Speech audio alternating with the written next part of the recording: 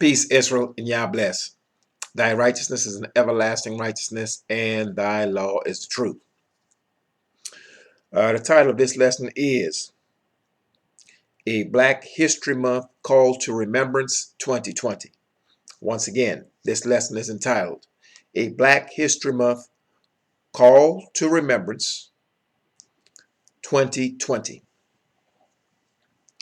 Once again, brace yourselves, tighten up your jaws, do not turn to the left or to the right, or you will get hit in the mouth. We are to walk the straight and narrow way of the Most High's commandments, and we are not to deviate from the left to the left hand or to the right hand.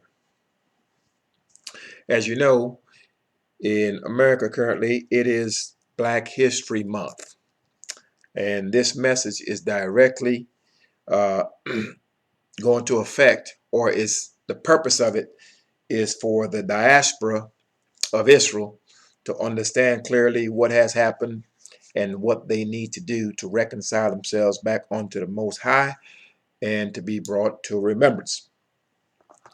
We will start off this lesson in Jeremiah chapter 3. We will read the entire chapter of Jeremiah chapter 3. And after that, I will give my commentary pertaining to this lesson. So we'll start off in Jeremiah chapter 3, verse 1.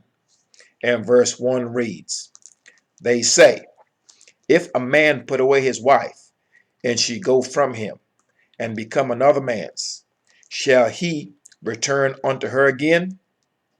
Shall not that land be greatly polluted? But thou hast played the harlot with many lovers. Yet return again to me, saith Yah. So this is speaking to the house of Israel, who have taken a hold of vanity and have served idols. Okay, served quote unquote other gods, have turned to the deities of the many nations. And the house of Israel is married unto the Most High, and the Most High is married unto us. So in us doing this, by taking the laws, statutes, judgments, and precepts of the Most High and chucking it behind our back and going unto another, turning to idols, we have committed whoredoms. We have committed an adultery against the Most High. And you should know by now, if you were ever married to a woman, and for whatever reason, if there was a bill of divorcement given, you are not to remarry that woman again or ever to go onto her again. She is polluted. This is an abomination. It is a sin. It's a no-go. So we're not to remarry our ex-wives, ex-husbands, etc. It is against the Most High's law. Verse 2, lift up thine eyes unto the high places and see where thou hast not been lean with. In the ways hast thou sat for them, as the Arabian in the wilderness, and thou hast polluted the land with thy whoredoms and with thy wickedness. So in the land of Israel, we were partaking in all manners of wickedness, some of which I will cover once this chapter is over, that we're currently involved in today.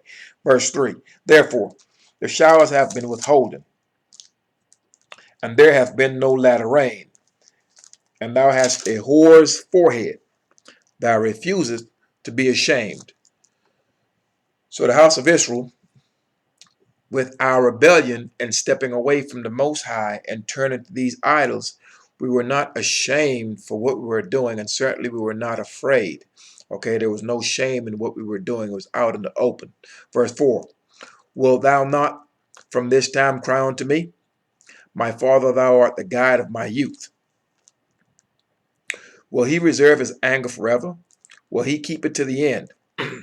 Behold, thou hast spoken and done evil things as thou couldest. Verse 6, Yah said also unto me in the days of Josiah the king, Josiah the governor, hast thou seen that which backsliding Israel hath done? She is gone up upon every high mountain and under every green tree, and there has played the harlot. To the house of Israel have built many different houses unto idols, many different altars unto idols, pouring out drink offerings unto idols, handing over their children, allowing them to pass through the fire unto idols. This is us playing the whore, being harlots. Okay, we're being unfaithful towards the Most High. Verse 7. And I said, after she had done all these things, turn thou unto me. But she returned not. And her treacherous sister Judah saw it. So, this is the house of Israel. The Most High is speaking to the northern kingdom, referred to as Israel, referred to as Samaria, also referred to as Ephraim or Ephraim. Okay, these are all the northern kingdom. So the northern kingdom, they were taking away first. And Judah down in the south, okay, Zion, they were able to see exactly what took place in the north, because Judah, they were the last to be shipped out of the land. Remember that down in the south, you have the leadership houses. You have the house of Levi, who are the priests, okay, or the sons of Aaron, who are the priests, the house of Levi, all collectively as a whole, that handles the different things within the Most High's temple. Okay, and you also have the governor's seed, David's seed out of the tribe of Judah. They're down in the south as well. Verse 8, and I saw, when for all the causes whereby backsliding Israel committed adultery, I had put her away and given her a bill of divorcement, a bill of divorce. Yet her treacherous sister Judah feared not, but went and played the harlot also. So those of the leadership house down in the south saw exactly what took place in the north, that the north walked contrary to the Most High's law, and the Most High shipped all of the north out, shipped them out of the land. Strangers were brought into the land. So those of us down in Zion, down in Jerusalem, we saw what happened to our brethren in the north, but yet we were not afraid, we were not fearful of what was done to them, nor were we afraid nor ashamed. So we continue to walk after the ways of our sister in the north, or our brethren in the north. Verse 9, and it came to pass through the likeness of her whoredoms that she defiled the land and committed adultery with stones and with stocks. Currently in these many lands, we're doing the same thing. Stones and stocks, crosses, statues, and things of the like. Things that do not speak, do not feel, cannot save, cannot smell, cannot taste. Stocks, the work of men's hands, graven images. Verse 10, and yet for all this, her treacherous sister Judah hath not turned unto me with her whole heart, but feignedly saith Yah. So what Judah was doing was perpetrating a fraud. We were fronting down in Judah. We were acting like we were actually going to serve the Most High, or like we were serving the Most High, but then we'll turn around and go into the houses of idol worship. And we'll pour out drink offerings, etc. So the same thing that we're seeing happening in the many places where we dwell. We would go into the Christian church and then turn around and go see the spirit doctor and all these other nonsense. We're duplicitous in our behavior. Verse 11, and Yah said unto me, the backsliding Israel hath justified herself more than treacherous Judah. Verse 12, go and proclaim these words towards the north, and say, return thou backsliding Israel, saith Yah, and I will not cause my anger to fall upon you. For I am merciful, saith Yah, and I will not keep anger forever. So in spite of the things that we have done, the Most High's arm is still stretched out yet to receive us. Those of us who are of a contrite spirit that will turn back unto him, that will turn away from wickedness back onto his righteousness and be saved and be healed and be protected. Because the Most High cannot be angry forever, because he lasts forever. If he remains angry, he will just continue killing us generation after generation, and that will be pointless for that to be continued forever. Verse 13, only acknowledge thine iniquity. Let me reread that. Verse 13, we are in Jeremiah chapter 3. Only acknowledge thine iniquity, that thou hast transgressed against Yah thy strong one, and hast scattered thy ways to the strangers on the evergreen tree, and ye have not obeyed my voice, saith Yah. So we were instructed that we are to, number one, acknowledge our faults. Okay, acknowledge our iniquity and our sin. Okay, and to acknowledge that we have indeed transgressed the information, the laws, statutes, judgments, and precepts that we were given at the first. And that is the beginning of the healing process for us. And we have also taken hold of the ways of the heathen, the strangers that's among us. So we are actually walking after their customs, their ways, and we're serving their idols. Verse 14, turn, O backsliding children, saith Yah, for I am married unto you, and I will take you one of a city and two of a family, and I will bring you to Zion. So what we're reading now is we are not in Zion. Okay, we have been scattered to the four corners of the earth.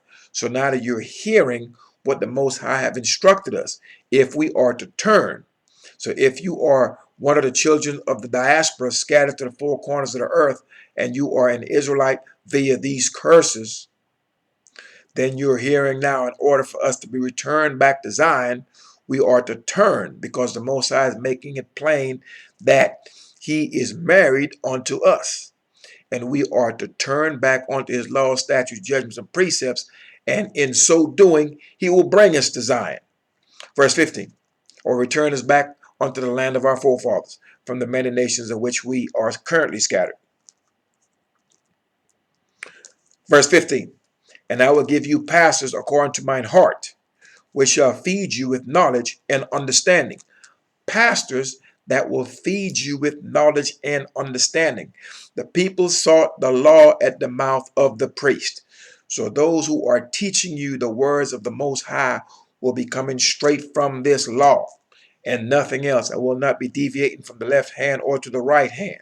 So the individuals that will be raised up in the midst of these many nations will be teaching you this law, and will be referencing this law, and will cause you to look into the mirror and to put up that standard against your own self. That way you will be able to make the corrections if you are one that is of a contrite spirit. Verse 16, and it shall come to pass, when ye be multiplied and increased in the land in those days, saith Yah, then they shall say no more, the ark of the covenant of Yah, neither shall it come to mind, neither shall they remember it, neither shall they visit it, neither shall that be done anymore. So once we are returned back onto the land, we will not be speaking of the ark of the covenant of Yah. It will not come into our minds. We will not remember it, neither shall we visit it anymore. All of these things will be done away with. The Most High will be in his temple in that land. Totally different circumstances. Verse 17, at that time they shall call Jerusalem the throne of Yah, and all the nations shall be gathered unto it. To the name of Yah, to Jerusalem, neither shall they walk any more after the imagination of their evil heart. Now, once the Most High has returned back onto this land, and we are back in Zion after we have returned back onto this law by acknowledging our faults, once these things take place, all the nations that are allowed to live, that are of a contrite spirit, they will have to go up and pay homage to the Most High once a year, every year at the Feast of Tabernacles. They will either go up in person, or that nation will send a representative up, but it must be done every year, or the Most High will withhold the rain from them and their crops. He will kill them. Okay, so in these latter days, all the nations will be gathered unto Jerusalem to pay homage to the King. That is the Most High himself. Verse 18, in those days, the house of Judah shall walk with the house of Israel. That's the northern kingdom and the southern kingdom being brought together as one stick. Okay?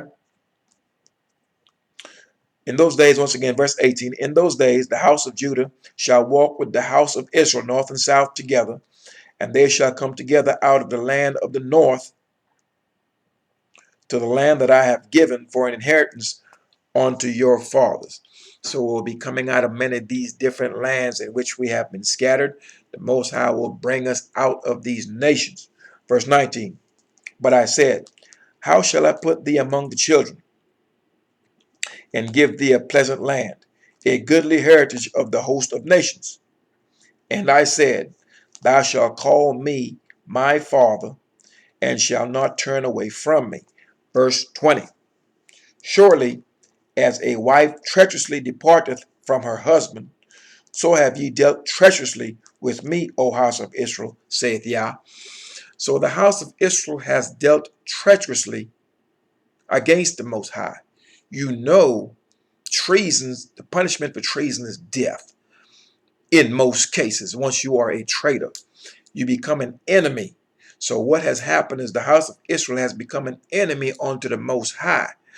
And it's been said in the many nations, Dr. John Henry Clark made it plain that black people have no friends. And that is a true statement. Now, the biblical context of that is we have become enemies unto the Most High. And if you are an enemy of the Most High, you have no friends. And that's the biblical account of that in its entirety. If you are an enemy of the Most High, you have absolutely no friends. And that's where we stand at this present time, because we have not turned back and we refuse to turn back. Verse 21, a voice was heard upon the high places, weeping and supplication of the children of Israel. For they have perverted their way, and they have forgotten Yah, their strong one. So we're hearing the weepings of the many nations in which we dwell. I don't care if you are in Venezuela. I don't care if you're in Haiti, Barbados, China. I don't care where a man of Israel is. He is facing strife and affliction. He continued to cry unto the Most High from his eminent high places, from his church, from his mosque, from his synagogues. These buildings are normally higher than any other building in its surrounding area. These are eminent high places of the days of old. They're an abomination before the Most High. So we continue to go into these eminent high places, and we're howling and we're crying unto the Most High. But he did say when we cry unto him, he would not hear us, for we did not hear him. So once we return back onto this law, this is how we're going to be brought to remembrance, that we may know exactly what it is that we must do in order to get ourselves healed. Verse 22, return, ye backsliding children, and I will heal your backslidings. Behold, we come unto thee, for thou art Yah, our strength, or our strong one. So certainly you see where we will turn to the Most High, and we will come unto him, and we will recognize that he is our strength, he is our shield, he is our only Savior, and through him we will have salvation and no one else. And so we will return back, because as you have read in the previous verse, we have forgotten the Most High. And this chapter and this lesson is to remind you of the Most High, to bring you to remembrance, that way you may save yourself and your house.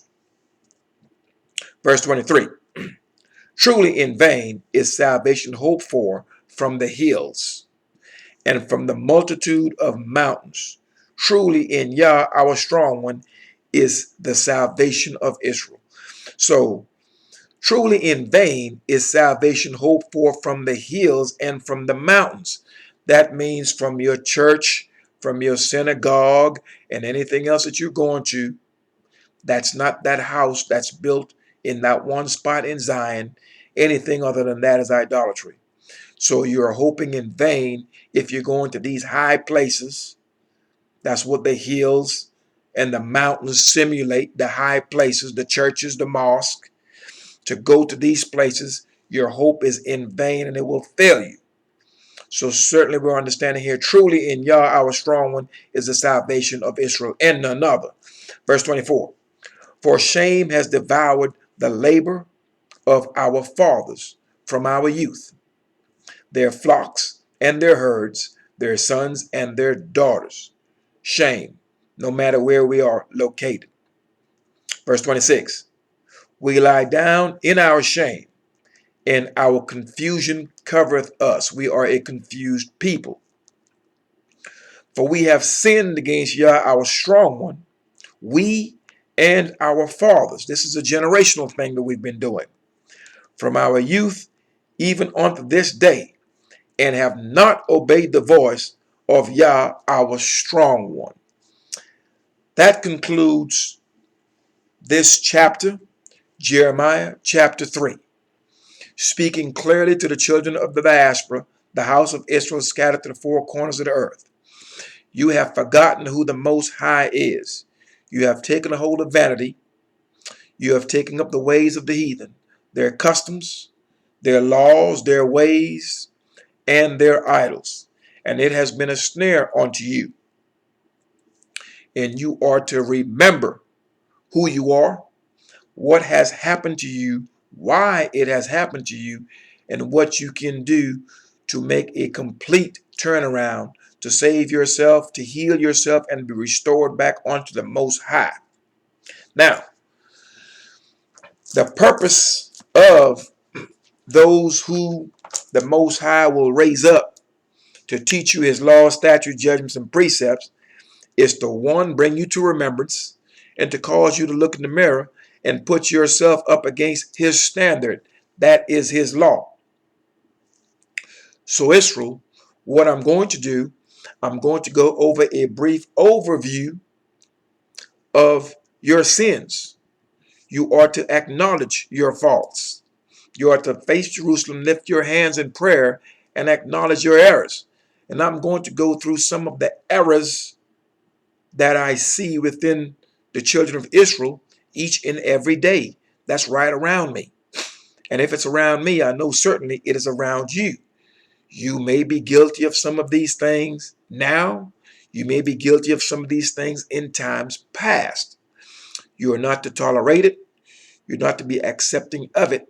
And you're certainly not to do it. And if you are to refrain from it, to stop immediately, and to acknowledge your faults and not to do it again. All right. Here is your shame before your face, Israel. And here is an overview of some of them. You have trusted in graven images and have placed your trust in your enemies, taken a hold of vanity, worshiping after the idols of our enemies, and have placed our trust in our enemies. We will take the word of those who are our enemies and have been harmful to us over our own people.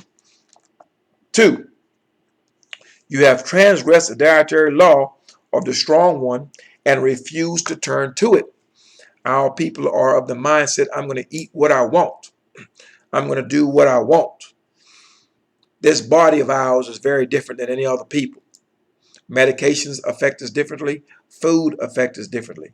The Most High knows best what foods are to be eaten to make our body perform at its optimum. Our enemies eat anything, always have. And what we have done, we have taken a hold of their dietary habits. And we were not to do these things. So we are to look at Leviticus chapter 11, look over the dietary law carefully, and walk within it. 3, ye have defiled yourself with sexual immortality. Okay, or immorality, excuse me, immorality. You have defiled yourself, Israel, with sexual immorality. Let's go and discuss some of these things, because I see this around me daily. You're swingers, Israel.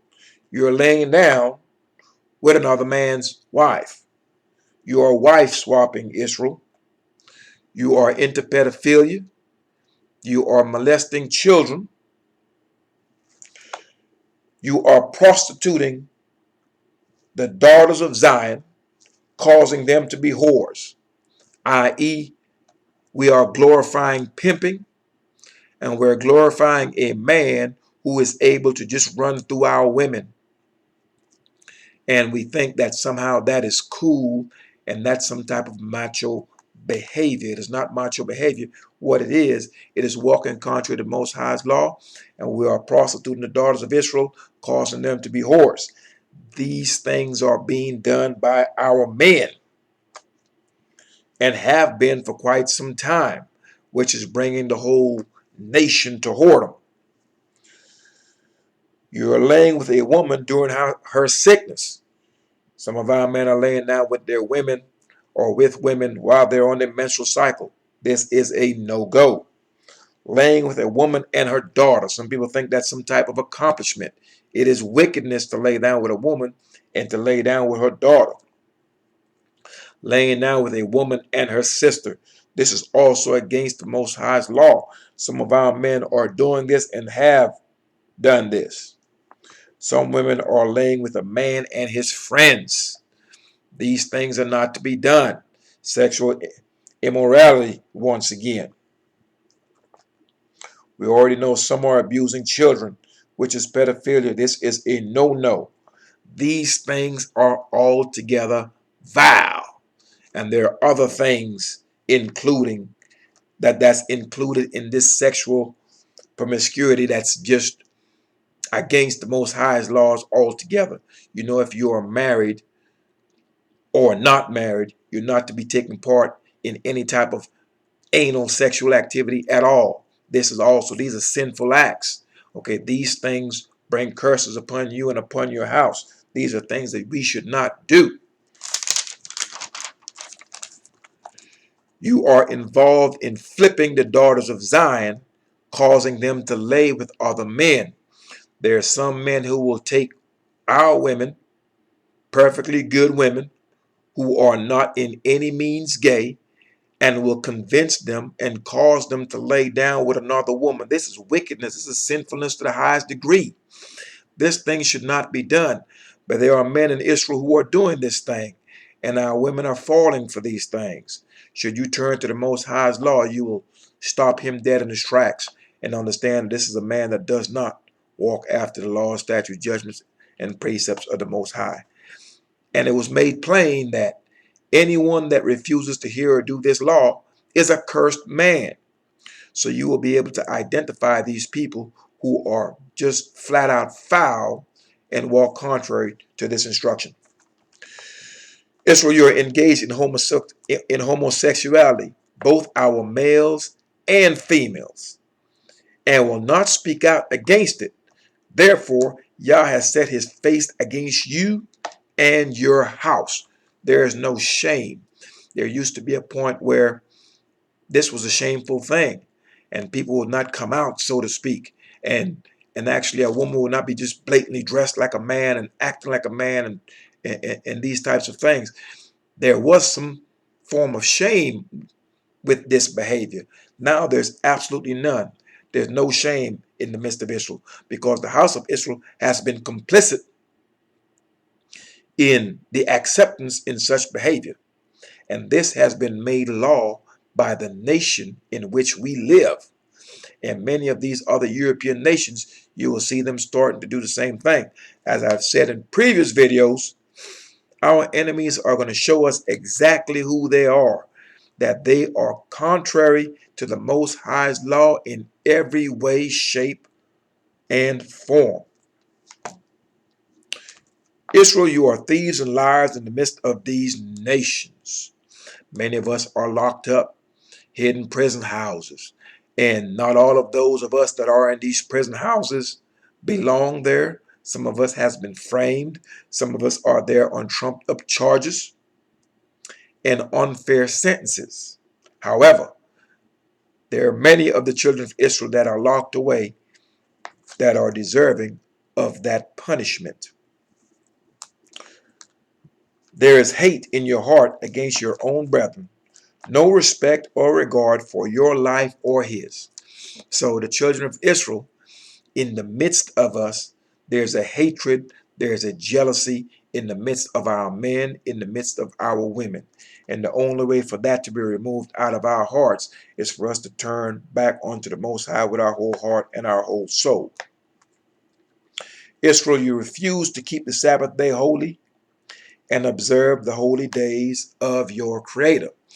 The Sabbath day, let every man remain in his dwelling on the Sabbath day. You're to be at rest in your homes. That's your dwelling place. You're not to work on the Sabbath day.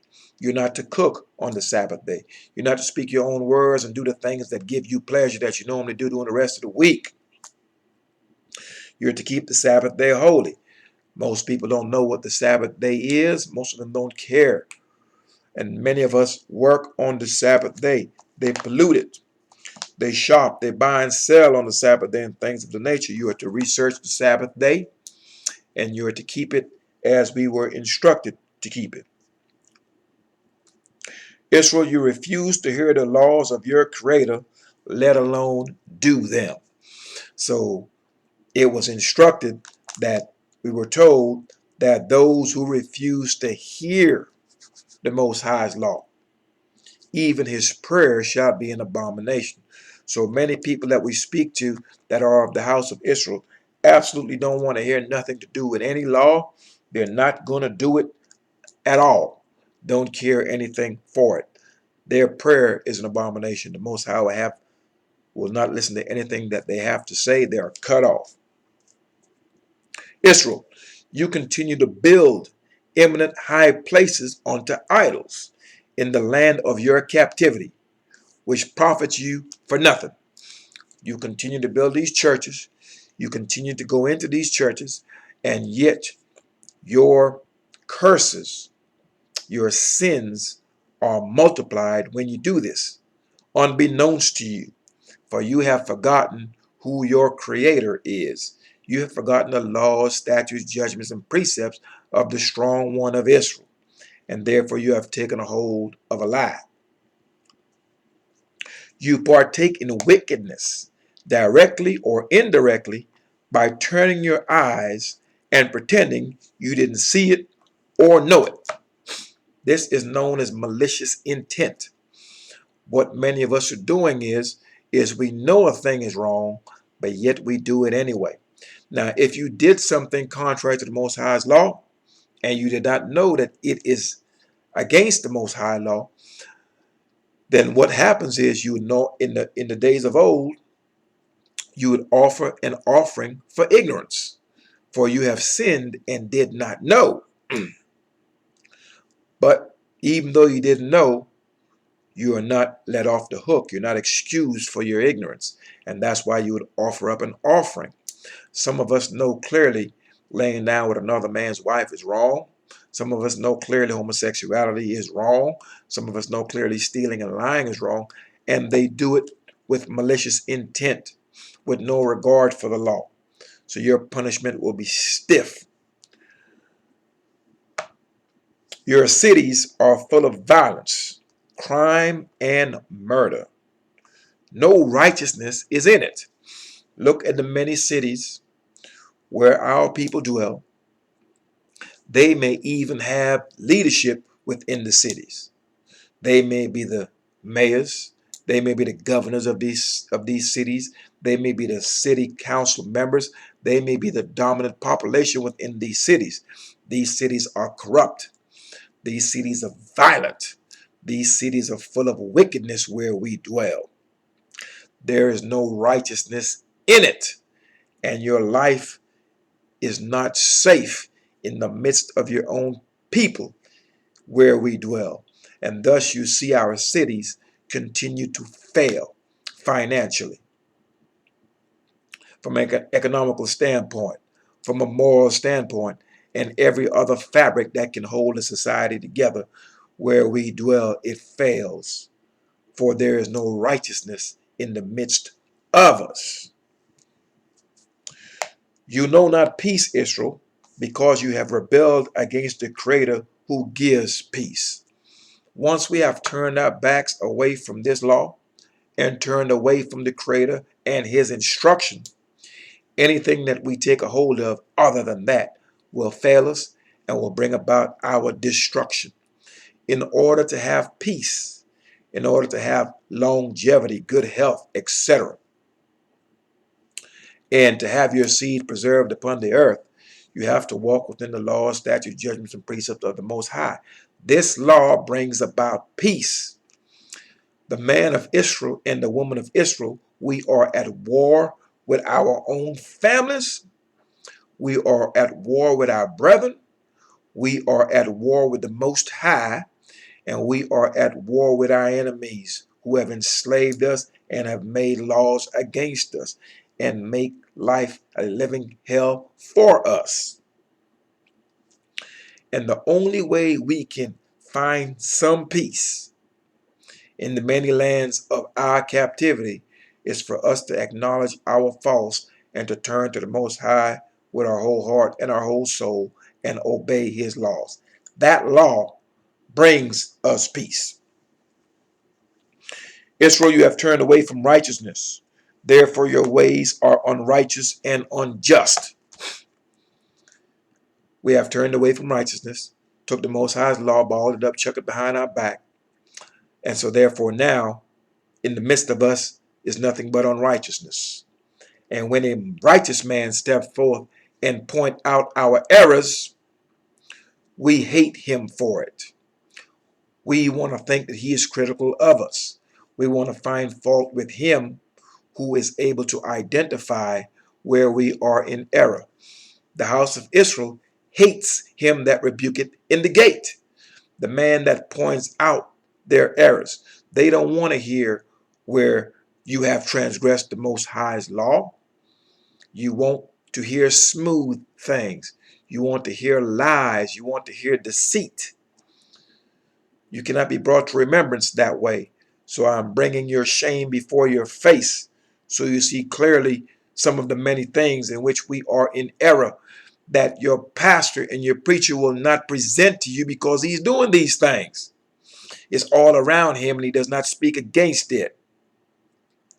For he walked not after the ways of the Creator, and neither do you. And chances are neither one of you care to. So this is to reach the righteous. That way you can go into the Most High's laws, statutes, judgments, and precepts. Take that standard and hold yourself up against it. And see where you need to make the changes. That way you may walk in righteousness.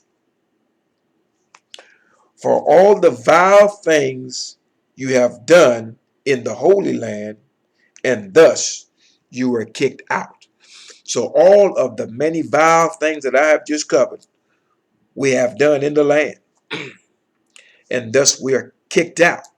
We're now in the midst of these nations. There's no protection of the Most High afforded to us out here.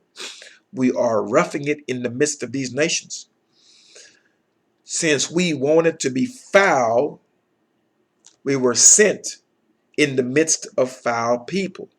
Keep in mind that the Most High's laws, rules, his statutes, when you break them, that's a crime. That's called sin. Criminals are held in jail with other criminals.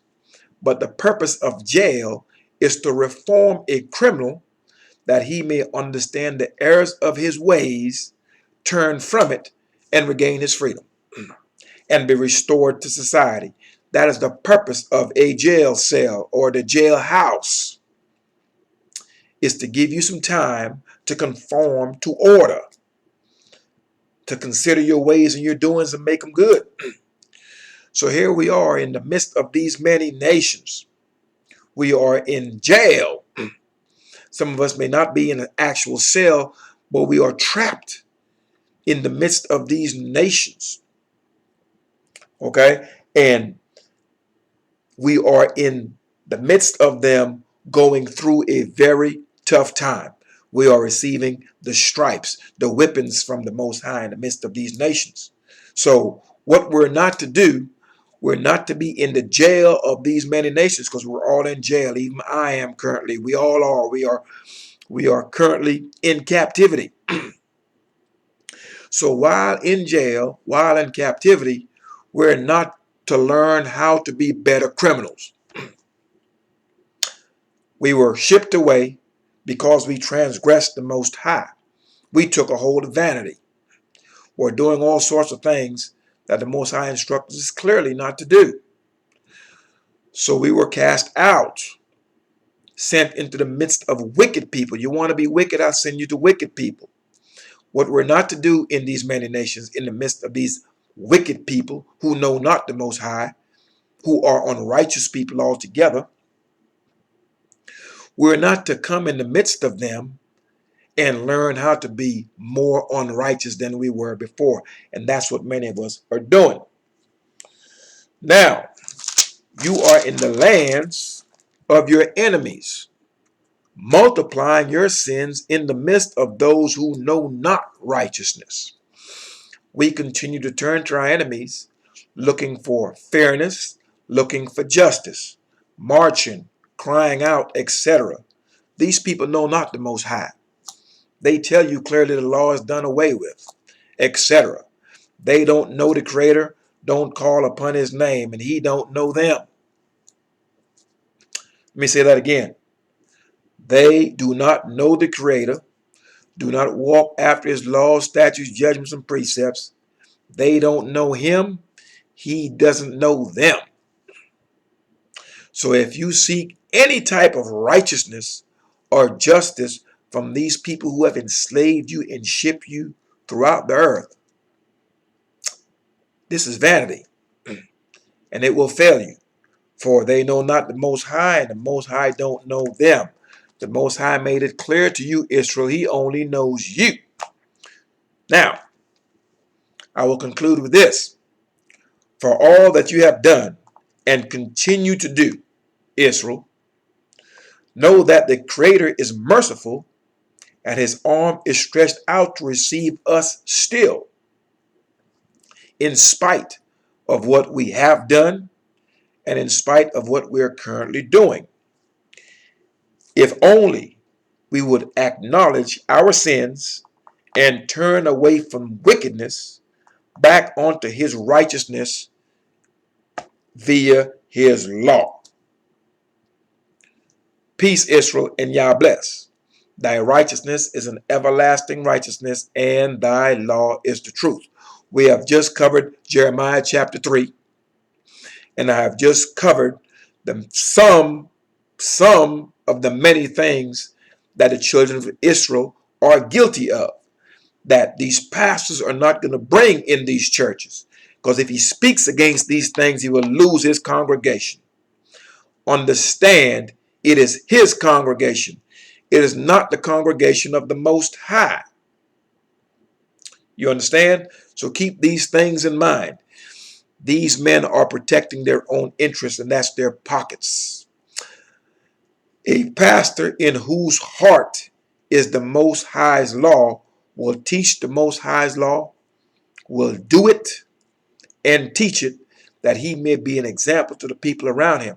We are to keep this law before our eyes as frontlets. We're to keep that law, that lamp before us. That way we can see clearly which way we're going. And if there's anyone with us, that lamp allows us all to walk down that straight and narrow. So for those of you who have turned to the Most High with your whole heart and your whole soul, I encourage you to remain within this law. Continue to shine that light. There are many that's in the dark, that's looking for the light, that's looking for answers, that's looking for truth, that's looking for righteousness. And for those that love the dark, that love wickedness, that refuse to turn to the Most High's law, when your light shines, it will blind them and it will send them the other way, and they will not be able to stand before you. You cannot stand before a man of the Most High because he is protected. So wicked men will fall before the children of Israel who are walking in this law.